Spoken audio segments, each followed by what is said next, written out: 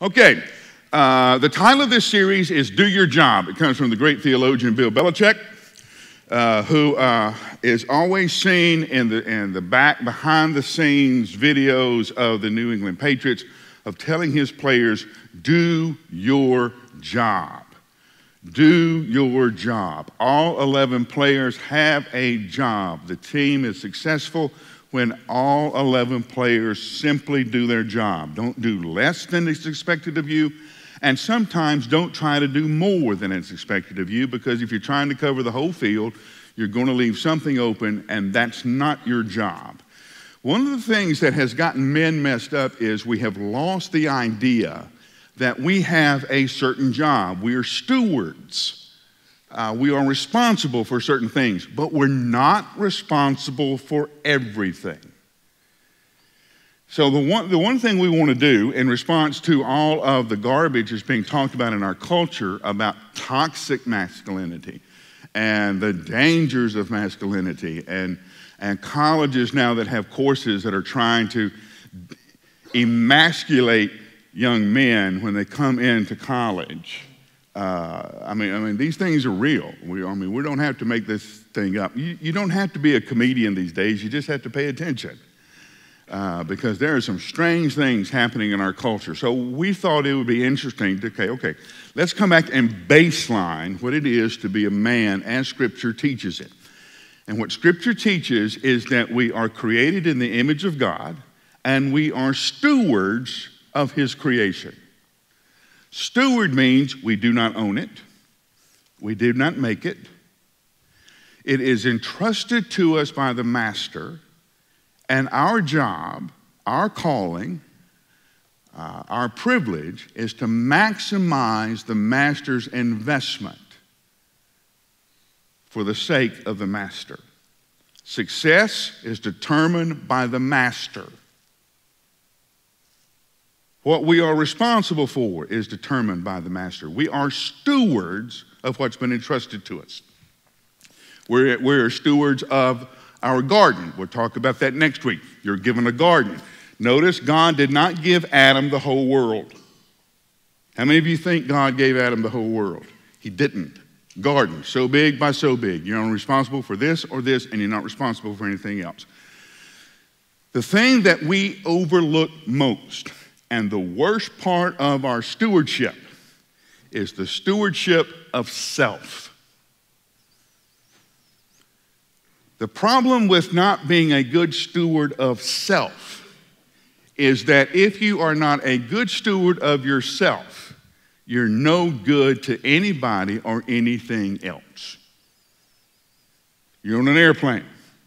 There's turbulence. The oxygen masks fall from the panel above your head. What are you instructed to do? Put your mask on first. If you are traveling with someone you love, your spouse, a child, what do you instinctively want to do? Put the mask on them. What happens? Both of you pass out.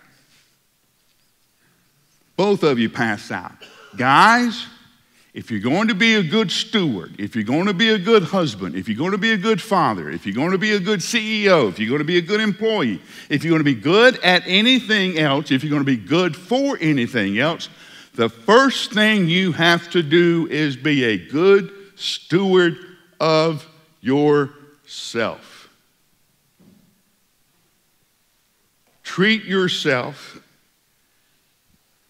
as valuable as you actually are. Where does your value come from? The first part of your value comes from you're created in the image of God. Why is murder wrong? The Bible tells us murder is wrong because when you strike another human being, you strike the image they bear.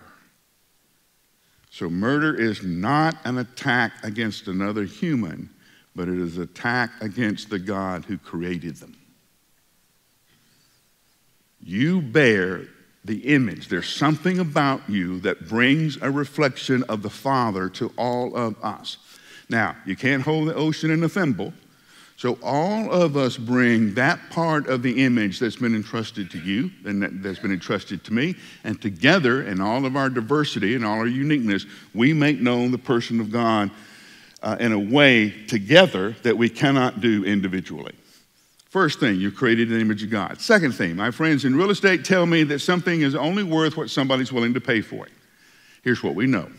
On the day that the world demanded your ransom, Jesus Christ paid for you with his own life. That's how much you're worth. Your identity, this is who I am. Your destiny, this is what I am called to do.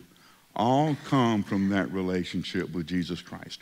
And it involves the totality of you, physically, mentally, emotionally, and spiritually. Most of us fail abysmally in taking care of ourselves physically. What does that mean? It means proper rest.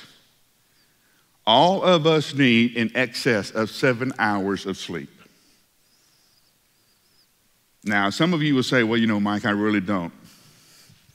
The world tells you need to get up at 4:30, get to work, get all this stuff done.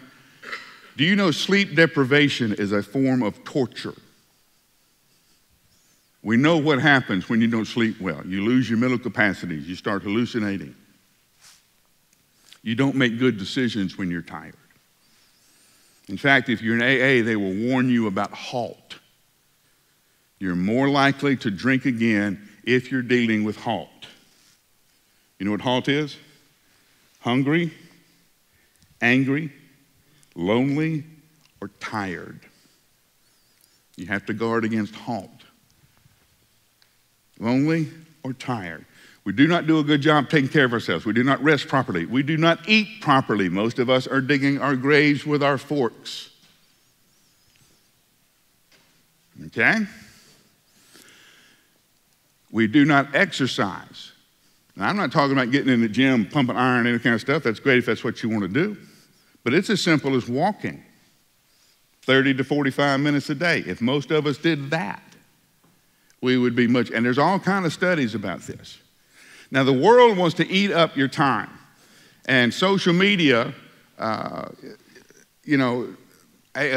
Harvard Business Review had an article several years ago when phones were first coming out. And they said about the phone that it was upper management's way of making sure that middle managers were never off. No matter where you are in the world, we can find you. No matter where you are in the world, we can mess with you and get you involved in something that's going to mess up your mental flow, okay? You need to take care of yourself mentally, which means you need to be learning, constantly learning something that enthuses you and excites you and drives you. You need to be resting mentally. You cannot be geared and tied up to the world 24 hours a day, 7 days a week. Have you been reading the cutting-edge research of business leaders? They're saying you need to, about once a week, they say, from the experts, you need to unplug from the world. You know what we call that? Sabbath. The business experts are a couple of thousand years late on this. Okay? Part of your rest is keeping Sabbath. What does keeping Sabbath mean? It means a day of rest. It means a day. Do you know where it comes from? It comes from the biblical commands, the 10 Commandments. Okay? Did you know that in the world before the Hebrews, there was no concept of the weekend? Did you know that? We have the weekend because of the Jews. Yes. Okay, 6 days you will work. The seventh you will rest. And nobody who works with you or for you will work. Why? Because you were slaves in Egypt and somebody else told you when to get up, when to go to bed, what to do, where to be, where to go, how to do it. You are now the free children of God. And on the seventh day, you will sit down, you will rest, you will enjoy the time with your family, and nobody will make you get up and go to work. Gift of the Sabbath. Mentally, emotionally, physically, emotionally. Baptists can guilt people better than anybody. Sure, I went to seminary. I studied systematic theology, New Testament, Old Testament, and how to guilt your congregation. Okay? Deal with your stuff. Deal with your stuff. Maybe you didn't have the best home life. Maybe there's been some kind of trauma. Deal with it, or it will deal with you. That may mean getting a counselor. That's okay. The only thing a good counselor is a good guide. You won't spend as much time in the swamp if you have a good guide. Keep a journal, okay? Get you a cheap notebook and write. It has to be pen and paper, cannot be computer. Do you know this? There's something different about what happens to your brain when you hold the pen and put it on a piece of paper than when you type. Do you know that? It works very, very differently. And don't worry about, I don't know what to write. Write. Your mind has all of these thoughts that won't sit down, and they won't sit down because they're afraid you'll forget them. And when you write them down, then your mind will relax and say, okay, he's written it down, he's not going to forget me. And you start looking for patterns. What do I keep writing about over and over? What stories keep coming back up? And those are the things you want to find somebody to talk with, okay? Find you a mentor, find you a good friend who's a little further along in the journey. Or find a good counselor. If you need that, Ken Core can help you find some excellent counselors that he's already checked out and that we already trust. Like I say, most of you are smart enough to get through it. You'll get through it a lot faster and with a lot less wasted energy if you have a good guide. Physically, emotionally, spiritually. How do you do in taking care of you?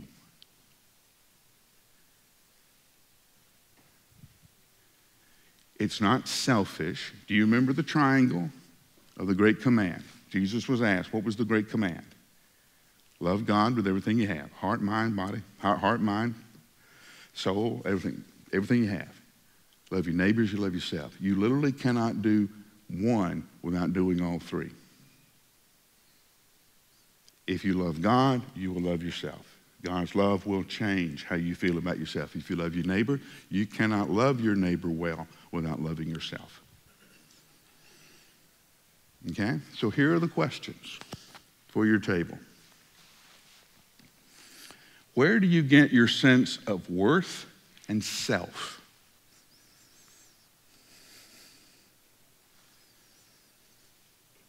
How well do you steward you? Knowing that the Father has entrusted you to you,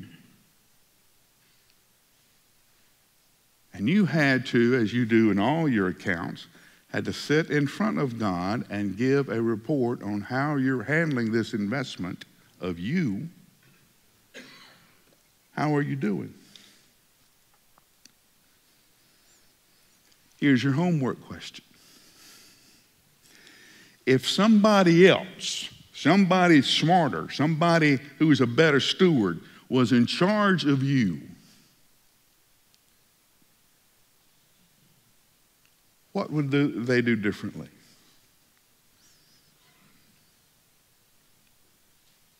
If somebody else was in charge of you, what would they do differently to make sure they maximize the master's investment of you?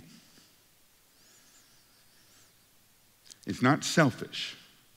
You're just not any good to anybody else if you don't take care of yourself.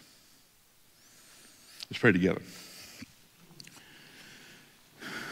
Lord Jesus, most of the stories we have are stories just like this, of you with Peter and James, and you were walking somewhere, or you were sitting somewhere, and one of them would ask you a question, and you would teach, and what you would say would change the world. So we beg you, just like you did with those guys, come sit with us, hear our questions, talk to us, teach us, Rabbi, that we may be as changed as profoundly and deeply as they were. We pray this in your name. Amen. Thank you.